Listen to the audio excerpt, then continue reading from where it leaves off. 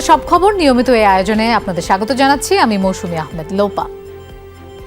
ছাত্র জনতার আন্দোলনে গুলি করে হত্যার নির্দেশের অভিযোগে শেখ হাসিনাকে দেশে ফিরিয়ে এনে উপযুক্ত শাস্তির দাবিতে বিক্ষোভ করেছে বৈষম্য বিরোধী ছাত্র আন্দোলন। বিকেলে ঢাকা বিশ্ববিদ্যালয়ের রাজু ভাস্কর্যের পাদদেশে এই বিক্ষোভ করে তারা। এ সময় শিক্ষার্থীরা বৈষম্য বিরোধী ছাত্র আন্দোলনে গুলি করে হত্যার পরিপূর্ণ তদন্ত করতে হবে, এ ঘটনায় জড়িতদের খুঁজে বের করে শাস্তির আওতায় আনার দাবি জানানো হয়। এসব হত্যাকাণ্ডের নির্দেশদাতা হিসেবে শেখ হাসিনাকে দেশে ফিরিয়ে এনে ছাত্র হত্যার দায়ে উপযুক্ত শাস্তি নিশ্চিত করার দাবি জানায় শিক্ষার্থীরা। এ সময় তারা ঢাকা বিশ্ববিদ্যালয় সহ দেশের সব বিশ্ববিদ্যালয় ও শিক্ষা প্রতিষ্ঠানের ছাত্র রাজনীতি বন্ধের দাবি জানান। এছাড়া হল বাণিজ্য বন্ধ, ফ্যাসিবাদ ও ফ্যাসিবাদের মদতপুষ্ট যে কোনো ধরনের কর্মকাণ্ড বাংলাদেশ থেকে নির্মূল করার দাবি জানান।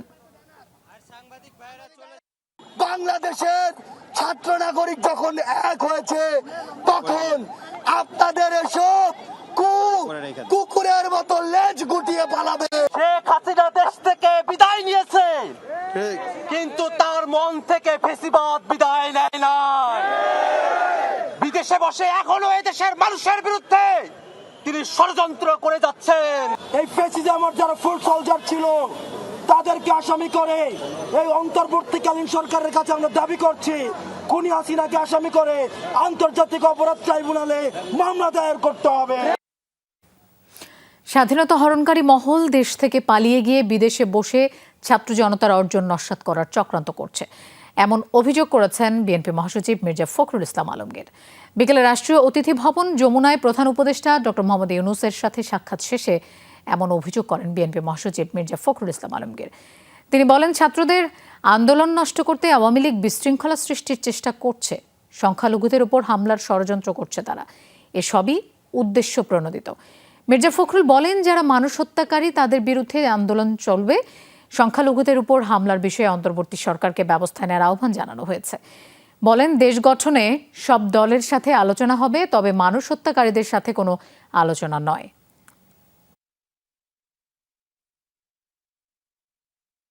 মাইনরিটির ওপরে অত্যাচার নির্যাতনের যে একটা গল্প ফাঁদা হয়েছে, সেই গল্পটা পুরোপুরিভাবে উদ্দেশ্যমূলক এবং বাংলাদেশকে মেলাইন করা, এই সরকারকে মেলাইন করা, ছাত্র জনতার আন্দোলনকে একেবারে নস্যাৎ করে দেওয়ার আরেকটি চক্রান্ত।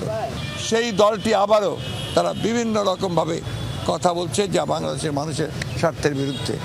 আমরা মনে করি যে এই সরকারের এই বিষয়ে পদক্ষেপ নেওয়া দরকার। এই মুহূর্তে রাষ্ট্রীয় অতিথি ভবন যমুনার সামনে আছেন আমাদের সহকর্মী আশিক মাহমুদ। আমরা তার কাছে যাচ্ছি সরাসরি। আশিক, এখন প্রধান উপদেষ্টার সাথে কোন রাজনৈতিক দল বৈঠক করছে এবং এর আগে যেসব বৈঠক হয়েছে সেখানে কোন বিষয়গুলো গুরুত্ব পেয়েছে? লোপা, একে একে দুইটি রাজনৈতিক দলের সাথে বৈঠক কিন্তু শেষ হয়েছে, অর্থাৎ এই সরকার অন্তর্বর্তীকালীন সরকার শপথ গ্রহণের পর এই প্রথম রাজনৈতিক দলগুলোর সাথে একে একে বৈঠক শুরু করেছে। এখন পর্যন্ত আমরা জেনেছি বিএনপি এবং জামাত ইসলাম এই দুইটি রাজনৈতিক দলের সাথে বৈঠক শেষ হয়েছে। আর এখন গণ অধিকার পরিষদ অর্থাৎ রেজা কিবরিয়ার একটি অংশ, গণ অধিকার পরিষদ দুইটি অংশ, একটি রেজা কিবরিয়া, একটি নুরুল হক। রেজা কিবরিয়ার যে অংশটি, সেই অংশের সাথে এই মুহূর্তে বৈঠকটি চলছে এবং এরপরে গণ অধিকার পরিষদের নুরুল হক নূরের অংশ এবং ইসলামী আন্দোলন বাংলাদেশ তাদের সাথে বৈঠক হবে। অর্থাৎ আমরা জেনেছি যে আজকে অন্তর্বর্তীকালীন সরকারের প্রধান উপদেষ্টা নোবেলজয়ী ডক্টর মোহাম্মদ ইউনূস মোট 6টি রাজনৈতিক দলের সাথে বৈঠক করবেন এবং ইতিমধ্যে বিএনপি এবং জামাত ইসলামের সাথে যে বৈঠক, সেই বৈঠকটি শেষ হয়ে গেছে এবং বৈঠক শেষ এসে বিএনপি মহাসচিব মির্জা ফখরুল ইসলাম আলমগীর এবং জামাতের আমির দুজনই কিন্তু কথা বলেছেন এবং তারা দুজনই একটি বিষয় বলেছেন, দুটি দলই একটি বিষয় বলেছেন যে এই মুহূর্তে যমুনার ভেতরে ডক্টর ইউনূসের সাথে যে আলোচনা হয়েছে সেটি রাষ্ট্রীয় সংস্কার করতে হবে অতি দ্রুত, কোনো তাড়াহুড়ার বিষয় নেই। রাজনৈতিক নির্বাচন কবে হবে সেই বিষয়টি নিয়ে আলোচনা হয়নি এবং দুই দলই বলছে যেহেতু তারা মাত্র এই দেশ পরিচালনার দায়িত্ব গ্রহণ করেছে, তাদের কিছুটা সময় প্রয়োজন হবে, তারা পরবর্তীতে রাষ্ট্রীয় সংস্কার, বিভিন্ন বিষয় সংস্কারের উদ্যোগ নিতে হবে। সেই বিষয়টি তারা কিভাবে করেন এবং বেশ কিছু অস্থিতিশীল পরিস্থিতি এই মুহূর্তে চলছে, সেই বিষয়গুলো কিভাবে সমাধান করা হবে সেই বিষয়গুলো নিয়ে গুরুত্বের সহকারে আলোচনা হয়েছে। এবং আরেকটি বিষয় যেটি আমাদেরকে মির্জা ফখরুল এবং জামাত ইসলামের আমির আমাদেরকে জানিয়েছেন রেখেছে। সংখ্যালঘুদের উপর হামলা এক ধরনের চক্রান্তর একটি বিষয় তারা তুলে ধরেছেন এবং সংখ্যালঘুদের উপর হামলা করে দেশকে একটি অস্থিতিশীল পরিস্থিতি এবং একটি বিতর্কিত করার চেষ্টা চলছে। ছাত্রদের আন্দোলন এবং বর্তমান সরকারের কর্মকাণ্ডকে বিতর্কিত করার একটি চেষ্টা হচ্ছে এবং সেই চেষ্টাকে নস্যাৎ করে দেওয়ার জন্যই এবং সেই বিষয়গুলো সংখ্যালঘুদের উপর হামলা এবং যারা করছে তাদেরকে প্রতিহত করতে একটি গুরুত্বপূর্ণ ভূমিকা রাখার বিষয়ে সব দলই কিন্তু একমত হয়েছে এবং তারা কিন্তু প্রধান উপদেষ্টাকে এই বিষয়টিও বলেছে। তো সব মিলিয়ে আসলে এখনকার সবচেয়ে গুরুত্বপূর্ণ বিষয় হচ্ছে রাষ্ট্র সংস্কার এবং যে বিষয়গুলো রয়েছে, নির্বাচনের বিষয়টিও রয়েছে সেটি পরে, তবে রাষ্ট্রীয় সংস্কার বিষয়গুলো সবার আগে গুরুত্ব দেওয়ার বিষয়ে সর্বমহলই কিন্তু এই বিষয়গুলো বলছে এবং এই বিষয়গুলো নিয়ে কিন্তু আলোচনা চলছে এবং আরও দলের সাথে আলোচনা হবে। লোপা। আশিক, আপনাকে ধন্যবাদ আমাদের সাথে যোগ দেওয়ার জন্য। ভিন্ন ধর্মাবলম্বীদের উপর যে হামলা হয়েছে তা ধর্মীয় না, রাজনৈতিক, সেটি খতিয়ে দেখতে হবে বলে জানিয়েছেন জামাতে ইসলামের আমির ডাক্তার শফিকুর রহমান। বিকেলে রাষ্ট্রীয় অতিথি ভবন যমুনায় প্রধান উপদেষ্টা ডক্টর মোহাম্মদ ইউনূসের সাথে বৈঠক শেষে বেরিয়ে একথা বলেন তিনি। প্রধান উপদেষ্টার সাথে দেশের নানা বিষয় নিয়ে কথা হয়েছে উল্লেখ করে ডাক্তার শফিক বলেন, হিন্দু সম্প্রদায়ের উপর যেসব হামলা হচ্ছে তা ধর্মীয় কারণে হয়েছে বলে চালিয়ে দেওয়া যাবে না। এ বিষয়গুলো নিয়ে এখনো ষড়যন্ত্র চলছে। জামাতে ইসলামের রাজনীতি নিষিদ্ধের যে ঘোষণা দিয়েছিল আওয়ামী লীগ সরকার, তা নিয়ে কোনো কথা হয়নি বলে জানান জামায়াতের আমির। তিনি বলেন, কেউ নিষিদ্ধ করলেই জামাতে ইসলামী নিষিদ্ধ হয়ে যায় না। নির্বাচনে ওনারা কেবল বসলেন, মাত্র 4টা দিন হলো। আমরা ওনাদেরকে দেখতে চাই যে ওনারা কিভাবে জাতিকে নিয়ে আগাতে চাচ্ছেন, সমস্যাগুলোর আশু সমাধান কিভাবে করেন। এরপরে যৌক্তিক সময়েই এটার সমাধান হবে বলে আমরা আশাবাদী। এখানে কোনো সমস্যা হবে এটা আমরা মনে করি না ইনশাআল্লাহ। সংকটময় সময়ে জরুরি যেসব করণীয় রয়েছে তার তালিকা 7 দিনের মধ্যে দিতে বলেছেন অন্তর্বর্তী সরকারের প্রধান উপদেষ্টা ডক্টর মোহাম্মদ ইউনূস। একথা জানিয়েছেন জনপ্রশাসন সচিব মেজবাউদ্দিন চৌধুরী। দুপুরে সচিবালয় ব্রিফিংয়ে একথা জানান জনপ্রশাসন সচিব। রাষ্ট্রীয় অতিথি ভবন যমুনায় বেলা 11টা থেকে টানা 2 ঘন্টা বৈঠক চলে। 25টি মন্ত্রণালয় ও বিভাগের সচিবরা মন্ত্রণালয়ের চলমান কর্মকাণ্ড সম্পর্কে প্রধান উপদেষ্টাকে অবহিত করেন। জনপ্রশাসন সচিব জানান, সার, বিদ্যুৎ, কৃষি, খাদ্য, বন্দর, জ্বালানি ও কেনাকাটার ক্ষেত্রে অগ্রাধিকার দিয়ে কাজ শুরু করতে নির্দেশ দিয়েছেন প্রধান উপদেষ্টা। চলমান কোনো প্রকল্প বাদ দেয়া বা 15 আগস্ট ছুটি বাতিল বা বহালের বিষয়ে বৈঠকে কোনো আলোচনা হয়নি। স্বচ্ছতা ও জবাবদিহিতার সাথে যেন প্রশাসন কাজ করে সেই নির্দেশ দিয়েছেন প্রধান উপদেষ্টা। এর আগে সেনাপ্রধান জেনারেল ওয়াকারুজ্জামানের সাথে বৈঠক করেন ডক্টর মোহাম্মদ ইউনূস। এই মুহূর্তে আমাদের অগ্রাধিকার কোন বিষয়গুলো আছে সেগুলো নির্ধারণ করে অগ্রাধিকার ভিত্তিতে কাজ করার জন্য তিনি নির্দেশনা দিয়েছেন। আর স্বচ্ছতা এবং এটা হচ্ছে সংবেদনশীলতার সাথে কাজ করা, এটাকে গুরুত্ব দেওয়ার জন্য তিনি নির্দেশনা দিয়েছেন। কতগুলো জরুরি বিষয় আছে, যেমন সার আছে, খাদ্য আছে, বিদ্যুৎ, জ্বালানি, বন্দর এবং রেল, এই সকল বিষয়গুলোকে দ্রুত ফাংশনাল করার জন্য তিনি নির্দেশনা দিয়েছেন এবং এই ফাংশনাল করার জন্য স্থানীয় পর্যায়ে যে সকল সিদ্ধান্তগুলো নিতেই হবে সেগুলো যেন জরুরির ভিতরে নেওয়া হয়, এই জন্য তিনি নির্দেশনা দিয়েছেন। সনাতন ধর্মাবলম্বীদের জানমাল রক্ষায় সবকিছু করা হবে, এমন আশ্বাস দিয়েছেন স্বরাষ্ট্র উপদেষ্টা অবসরপ্রাপ্ত brigadier general M Sakhawat Hossain. দুপুরে সচিবালয়ে বাংলাদেশ হিন্দু মহাজোটের নেতৃবৃন্দের সঙ্গে বৈঠক শেষে স্বরাষ্ট্র উপদেষ্টা বলেন, জমি সম্পদ দখলের জন্য রাজনৈতিক নেতাকর্মীরা সুযোগ নেয়, তবে সেই সুযোগ নিতে দেয়া হবে না। সংখ্যালঘুদের সুরক্ষা দেয়া হবে। স্বরাষ্ট্র উপদেষ্টা বলেন, দুর্গাপূজার ছুটি 3 দিন করতে সমস্যা নেই। ছুটিসহ আন্দোলনকারীদের সকল দাবি নিয়ে উপদেষ্টা পরিষদে আলোচনা করা হবে। আওয়ামী লীগ সভানেত্রীকে দেশে আসার আহ্বান জানিয়ে তিনি বলেন, জেনারেল এরশাদ জেলে গেলেও তার দল এখনো আছে। আন্দোলনের সময় ও সরকার পতনের পর যত হত্যাকাণ্ড হয়েছে সবগুলোর বিচার করা হবে বলে জানান স্বরাষ্ট্র উপদেষ্টা।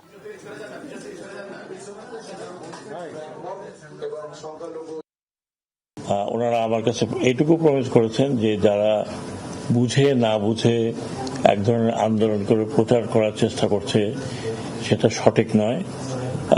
এরপরে অত লার্জ আকারে আমরা কথা বলবো।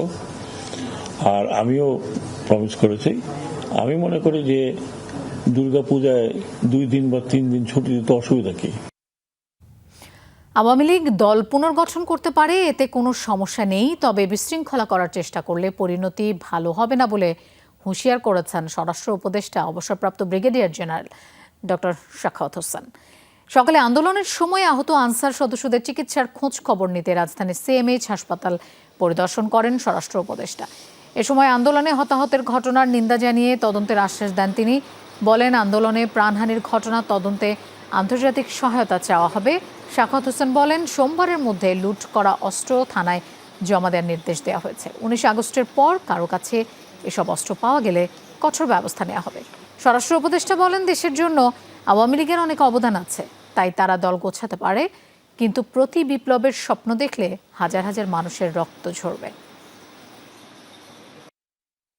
আপনারা আপনাদের পার্টি রিঅর্গানাইজ করেন, এই পার্টির অনেক অবদান আছে বাংলাদেশে, এটা আমরা ডিনাই করতে পারি না।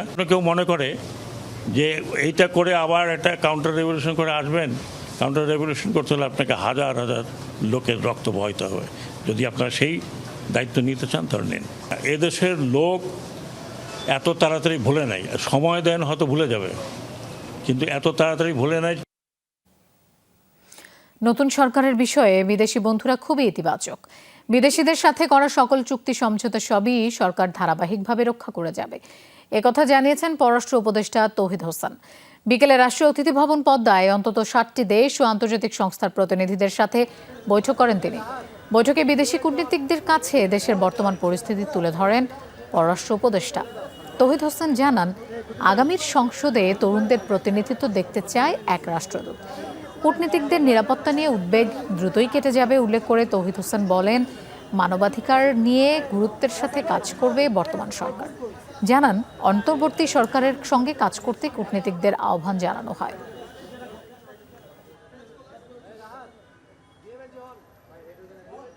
বাইলেটারাল সম্পর্ক অনেক বড় বিষয়, এটা স্বার্থের সম্পর্ক।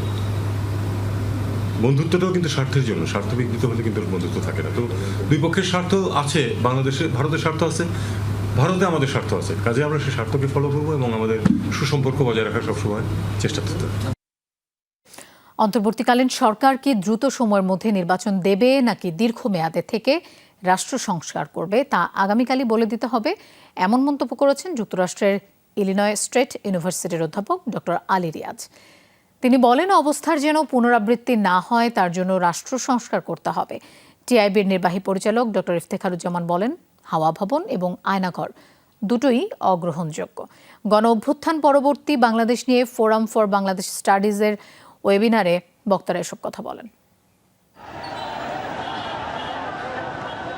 জন আকাঙ্ক্ষার বাংলাদেশ কেমন হওয়া উচিত তা নিয়ে আলোচনা এখন সবখানে। তবে সবচেয়ে বড় আলোচনা, অন্তর্বর্তীকালীন সরকার আসলে কি করবে, কতদিন থাকবে। ফোরাম ফর বাংলাদেশ স্টাডিজ এর ওয়েবিনারে এই বিষয়গুলো তোলেন ইলিনয় স্টেট ইউনিভার্সিটির অধ্যাপক আলী রিয়াজ। তারা আসলে রাজনৈতিক বন্দোবস্ত পরিবর্তন করতে চান, সেই জায়গায় যাচ্ছেন কি যাচ্ছেন না এটা খুব সুস্পষ্ট করে বলার জন্য আমি দাবি করতেই পারি। এই সরকারকে এটা খুব দ্রুত, তাদের যদি 7 দিন প্রয়োজন হয় এটা বলার জন্য, তাহলে ওনারা বলুন যে 7 দিন, 10 দিন, 15 দিন পরে আমরা বলবো, কিন্তু ওনাদের কিন্তু বলতে হবে। অবস্থার পুনরাবৃত্তি রোধে প্রতিষ্ঠানগুলোর সংস্কার, আইন ও সংবিধান সংস্কারের কথা উঠে এসেছে আলোচনায়। যারা এই অপরাধ করেছে, অন্যায় করেছে, মানবতা বিরোধী অপরাধ করেছে, যারা ফৌজদারি অপরাধ করেছে, যারা আর্থিক ক্ষেত্রে দুর্নীতি দুর্বৃত্তায়নের মাধ্যমে অপরাধ করেছে, তাদেরকে শাস্তির আওতায় আনা এবং তাদেরকে সর্বোচ্চ শাস্তি দেওয়া। টিআইবি নির্বাহী পরিচালক বলেন, কর্তৃত্ববাদী সরকারের পতন হয়েছে মানে এই নয় যে স্বপ্নের বাংলাদেশ অর্জিত হয়েছে। তবে অপার সম্ভাবনা সৃষ্টির পাশাপাশি সীমাহীন ঝুঁকিও তৈরি হয়েছে। একটি মহল কিন্তু ইতিমধ্যে ধরেই নিয়েছেন তাদের সময় এসে গেছে। তারা কিন্তু স্থানীয় প্রশাসন থেকে শুরু করে আইন প্রয়োগকারী সংস্থা এবং গভর্নেন্স স্ট্রাকচার, পলিটিক্যাল স্ট্রাকচার সব কিন্তু তাদের আয়ত্তে নিয়ে এসছেন এবং তাদের আচরণ এমন হয়ে গেছে, এটি হচ্ছে তাদের নতুন সরকার। তো এই অবস্থাটাকে কিন্তু খুব ভালো ইঙ্গিত, এই দৃষ্টান্তগুলো ভালো ইঙ্গিত বহন করে না। গুম, খুন, দুর্নীতির বিষয়ে তদন্ত করে বিচারের দাবি তোলেন বক্তারা। শাকিল হাসান, যমুনা নিউজ, ঢাকা। আসন্ন 15 আগস্ট জাতীয় শোক দিবসে ধানমন্ডি 32 নম্বরে বঙ্গবন্ধু জাদুঘরে শ্রদ্ধা নিবেদনের জন্য আহ্বান জানিয়েছেন সাবেক প্রধানমন্ত্রী শেখ হাসিনার ছেলে সজীব ওয়াজেদ জয়। ফেসবুকে দেয়া এক বার্তায় এই আহ্বান জানান তিনি। বলেন, যারা বাংলাদেশের স্বাধীনতার প্রতি বিশ্বাসী তারা 32 নম্বরে ফুল দিয়ে 15 আগস্ট নিহতদের প্রতি শ্রদ্ধা জানাবেন। প্রটেস্টার তো বলবো না, এই মব জাতির পিতার বাসাকে পুড়িয়ে ফেলে। সেই বাসা যেখানে বঙ্গবন্ধুকে হত্যা করা হয়, বঙ্গবন্ধুর আমার পুরা পরিবারকে হত্যা করা হয়। এই 15ই আগস্ট আমার আহ্বান আপনাদের প্রতি, শান্তিপূর্ণভাবে 32 নম্বরে গিয়ে ফুল দিয়ে আসবেন, দোয়া করবেন বঙ্গবন্ধুর জন্য, স্বাধীনতার চেতনার জন্য এবং আমার পরিবারের জন্য। ধর্ম উপদেষ্টা আফম ডক্টর খালিদ হোসেন বলেছেন, সংখ্যালঘু সম্প্রদায়ের পাশে আছে সরকার। তিনি বলেন, ক্ষতিগ্রস্তদের তালিকা করা হবে। সকালে সচিবালয়ে সভা শেষে ধর্ম উপদেষ্টা বলেন, পুলিশ কাজে ফিরে এসেছে, এরকম আর কোনো ঘটনা ঘটবে না। সংখ্যালঘুদের উপর হামলার ঘটনায় নিন্দা জানিয়ে তিনি বলেন, হামলাকারী দুর্বৃত্তদের আইনের আওতায় আনা হবে। ওয়াকফ সম্পত্তিতে দুর্নীতি ও দখল নৈরাজ্য বন্ধে ব্যবস্থা নেওয়ার কথাও জানান তিনি। হজ ইস্যু নিয়ে ধর্ম উপদেষ্টা বলেন, হজ যাত্রী পরিবহনে 3টি বিমান কোম্পানির বাইরে আরও কোনো কোম্পানিকে যুক্ত করা যায় কিনা সে বিষয়ে ব্যবস্থা নেওয়া হবে। হজে অনিয়মে জড়িত এমন 50টি প্রতিষ্ঠানের লাইসেন্স বাতিল করা হয়েছে বলেও জানান ধর্ম উপদেষ্টা। যারা এই ন্যাক্কারজনক হামলা উপসমালয় করে তারা মূলত দুর্বৃত্ত। তো আমরা চেষ্টা করব দুর্বৃত্তদের আইনের আওতায় এনে কঠোর শাস্তি নিশ্চিত করার জন্য।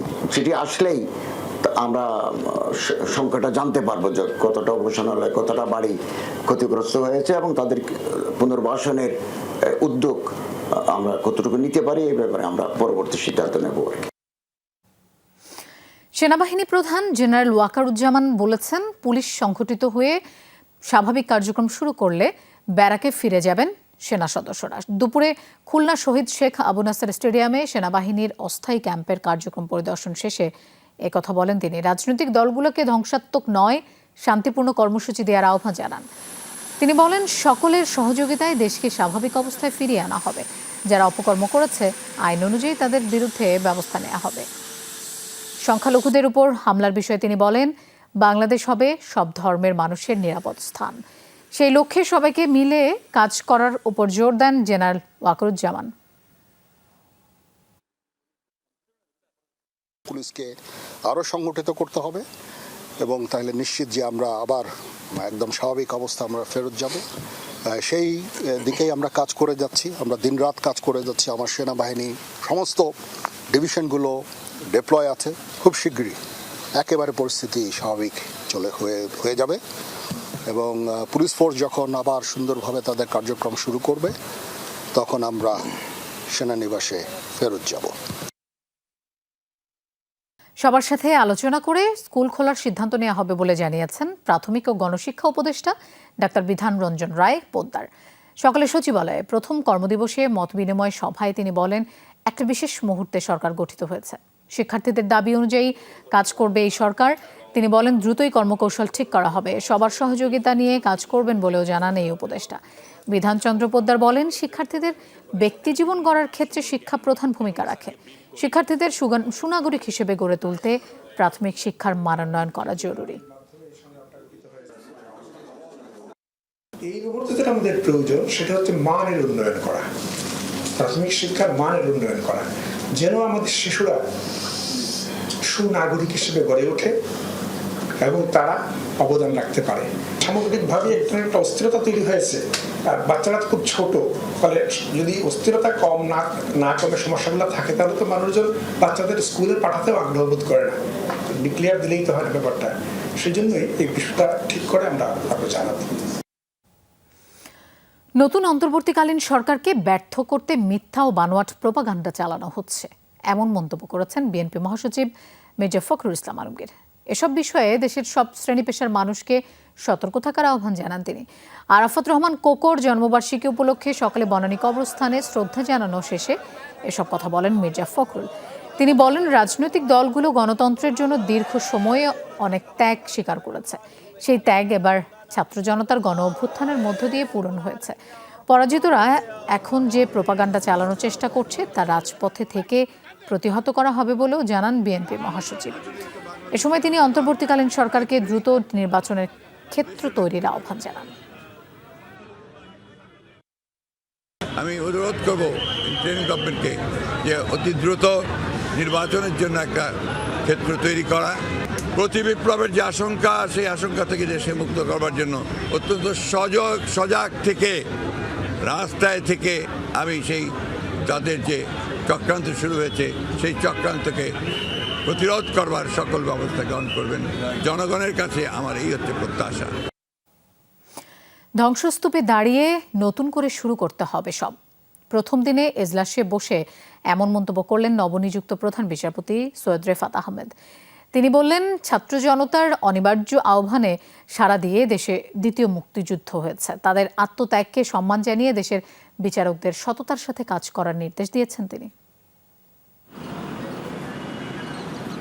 আওয়ামী লীগ সরকার পতনের পর নতুন করে শুরু হলো সুপ্রিম কোর্টের কার্যক্রম। সোমবার আইনজীবী ও কর্মকর্তাদের পদচারণায় মুখর হয়ে ওঠে সুপ্রিম কোর্ট প্রাঙ্গণ। এদিন দেশের 25তম প্রধান বিচারপতি সৈয়দ রেফাত আহমেদকে রীতি অনুযায়ী সংবর্ধনা দেয় অ্যাটর্নি জেনারেল ও সুপ্রিম কোর্ট আইনজীবী সমিতি। কানায় কানায় পূর্ণ হয়ে যায় এজলাস।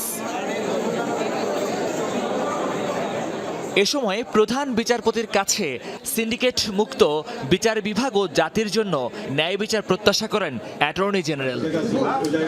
এই আয়োজনে ক্যামেরা নিয়ে ঢোকার নিয়ম না থাকায় পরে সাংবাদিকদের ব্রিফ করেন অ্যাটর্নি। বিচার বিভাগে অনেক অনাচার হয়েছে, অন্যায় হয়েছে, অবিচার হয়েছে।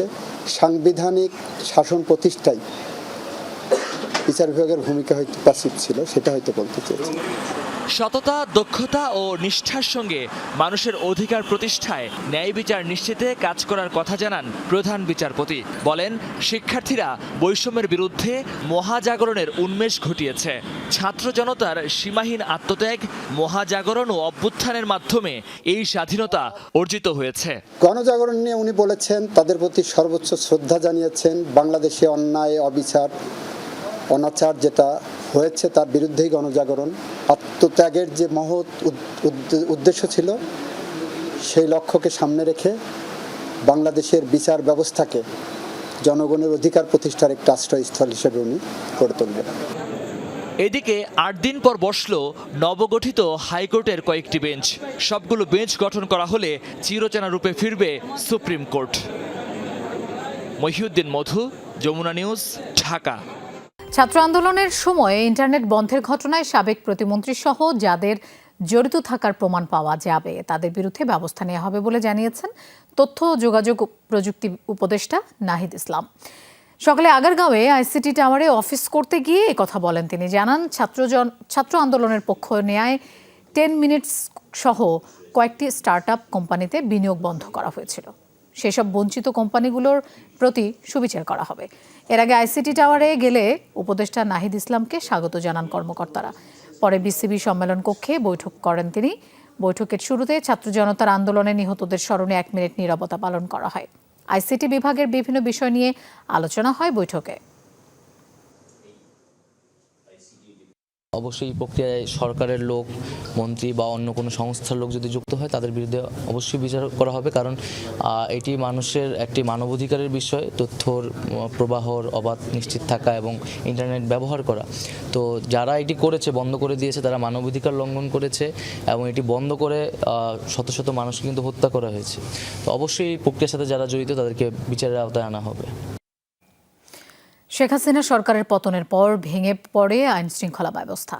দেশের বিভিন্ন জায়গায় হয় হামলা, ভাঙচুর, অগ্নিসংযোগ। অগ্নিকাণ্ড, ভাঙচুরের ঘটনা ঘটে সংখ্যালঘুদের মন্দির, বসতবাড়ি ও ব্যবসা প্রতিষ্ঠানে। এসবের মধ্যে কিছু ঘটনা যেমন সত্য, তেমনি ছড়িয়েছে ভুল তথ্য এবং গুজব। এসব গুজব সামাজিক মাধ্যমে পেরিয়েছে দেশের গণ্ডি। সামাজিক মাধ্যম টুইটার বা এক্স, ফেসবুক মনিটরিং ও সরেজমিন ঘুরে দেখেছে যমুনা টেলিভিশন। গণ আন্দোলনের মুখে গত সোমবার শেখ হাসিনা সরকারের পতন ঘটে। এরপরই বিভিন্ন স্থানে সংখ্যালঘুদের উপর হামলা, তাদের বসতবাড়ি, ব্যবসা প্রতিষ্ঠান ও মন্দির ভাঙচুরের খবর আসতে থাকে। ঢাকা জেলার ধামরাই উপজেলার সংখ্যালঘুদের উপর হামলা চালিয়েছে দুর্বৃত্তরা। আসলো সেই ভাঙচুর শুরু করবো, আমরা এই রুমের থেকে দৌড়ে ওই রুমে যাচ্ছি। তারপর ওই রুম বাইরে বাড়ি করছে, অনেক ভাঙাচুর করছে। মন্দির আমাদের গেটে তালা দেওয়া ছিল, জন্য মন্দিরে ঢুকতে পারে নাই। নাটোরের লালপুরে পূজা উদযাপন পরিষদের সভাপতির বাড়িসহ অন্তত 6টি বাড়িতে ভাঙচুর ও লুটপাটের ঘটনা ঘটেছে।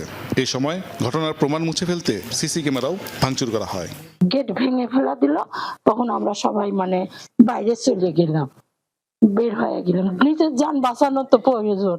বাড়ির মধ্যে ঢুকে আমাকে আবার আক্রমণ করে দিবেন, তুই বাড়া, তোকে শেষ করে দিব, তুই কত বড় বাড়িছে, এইসব বিভিন্ন কথা গালাগালি। আমি প্রাণ ভয়ে আমি লুকায় থাকি। আমাদের সব গ্রামের আশেপাশে যেসব লোকজন আছে তারা মিলে সকলেও আতঙ্কিত ভাবে আছে। তবে হামলার প্রতিরোধে সতর্ক দৃষ্টি রাখছে বৈষম্য বিরোধী ছাত্র ও স্থানীয়রা।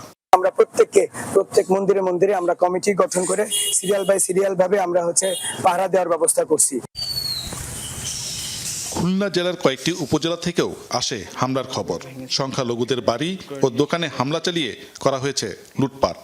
আমি সরকার মহোদয়ের কাছে বিনীতভাবে আবেদন করছি যাতে আমরা নিরাপত্তাভাবে এখানে বসবাস করতে পারি।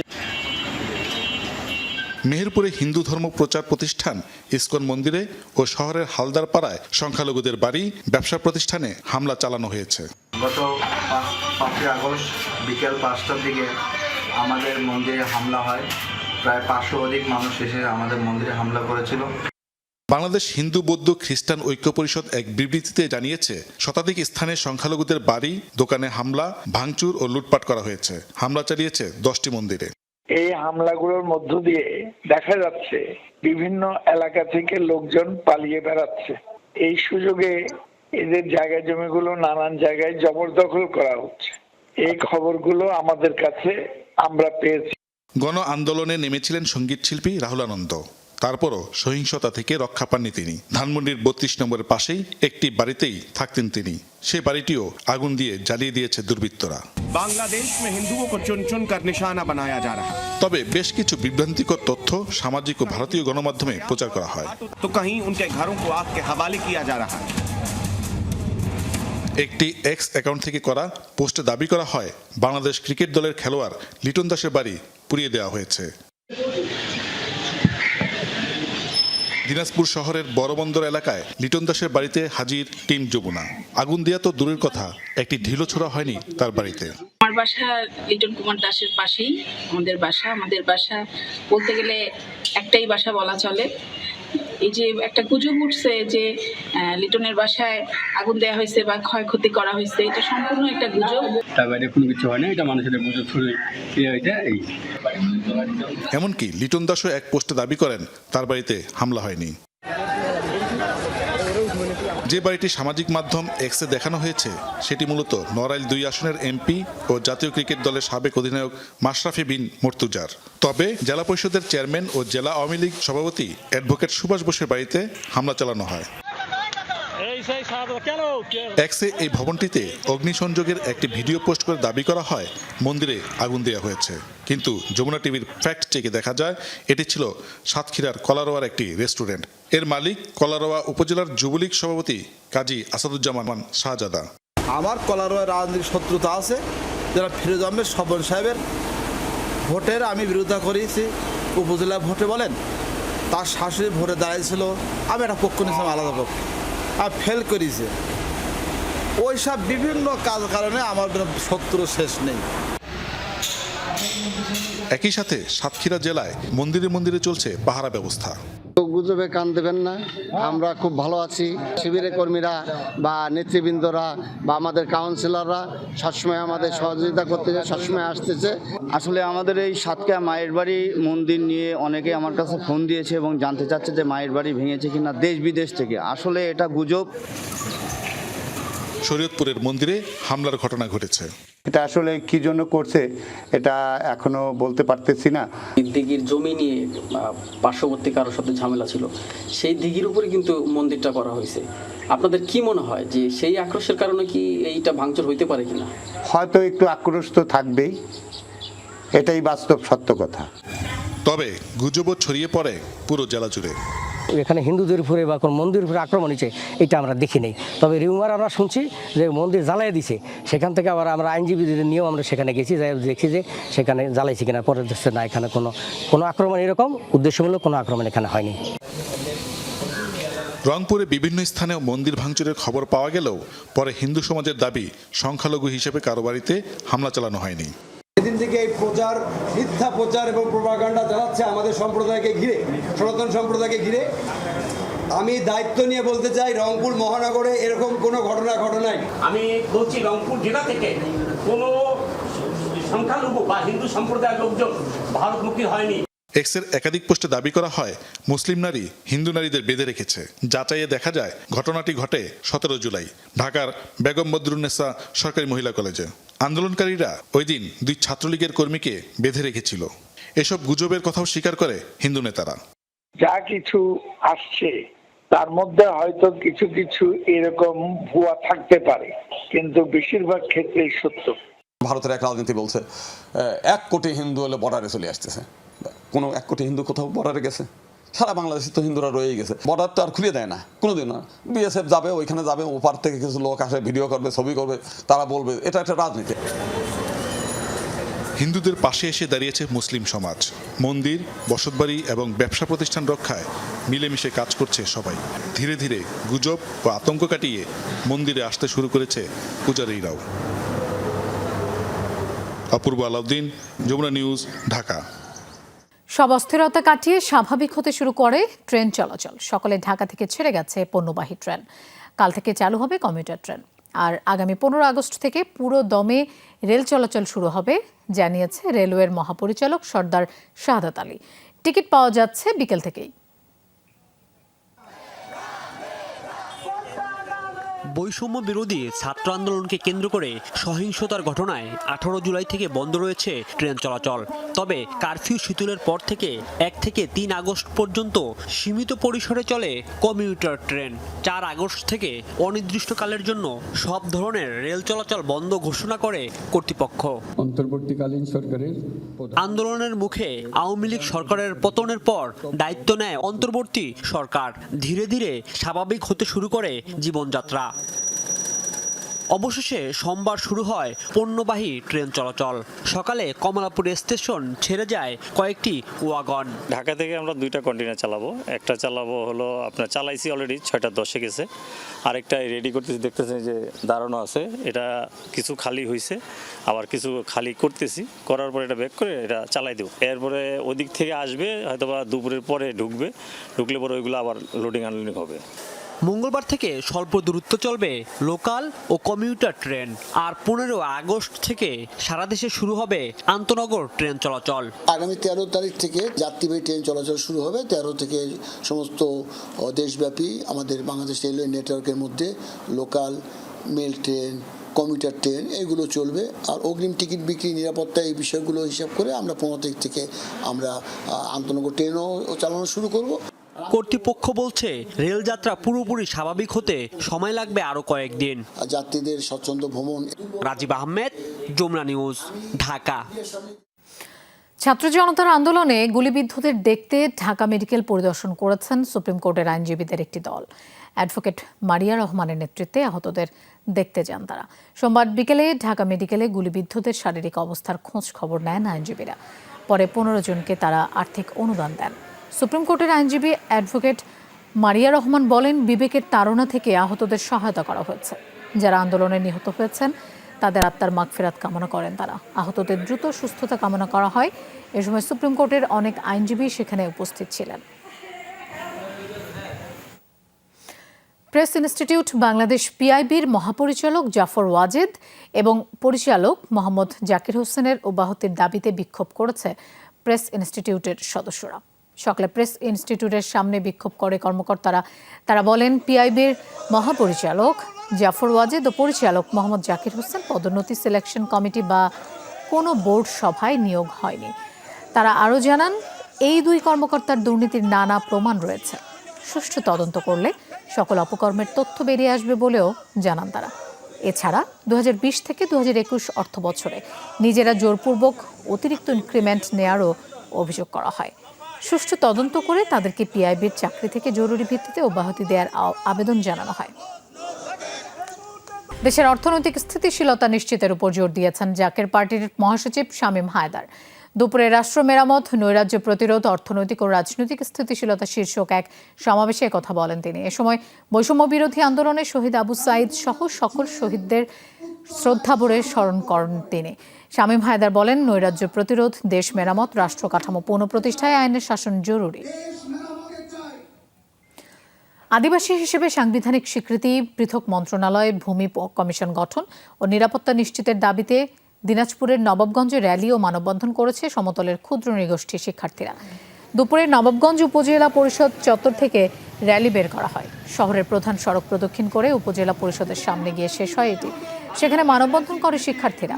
এ সময় বক্তারা আদিবাসীদের সব দাবি মেনে নিতে সরকারের প্রতি আহ্বান জানান। দর্শক, এই ছিল আজকে সব খবরের আয়োজনে। আর এতক্ষণ সাথে থাকার জন্য ধন্যবাদ সবাইকে।